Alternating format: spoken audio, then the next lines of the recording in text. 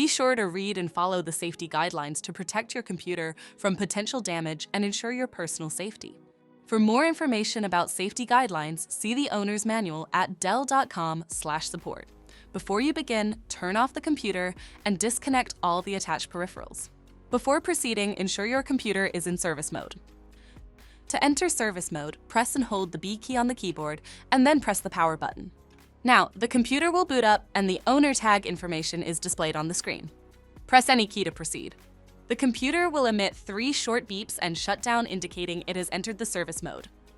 To remove the solid-state drive 2280, loosen the 8 screws on the base cover.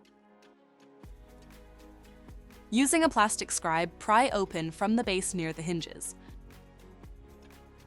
Lift the base cover off.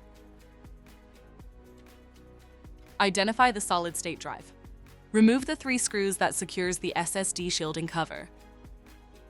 Remove the SSD shielding cover off the SSD.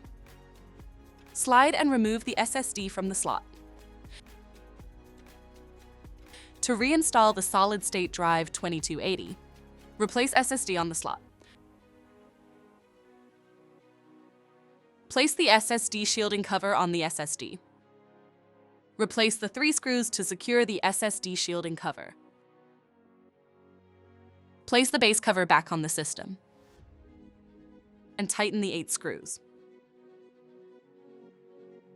To exit service mode, connect the AC adapter and press the power button. Please note, the system will only power on and exit service mode if the adapter is connected. For more information about your Dell system, visit dell.com/support.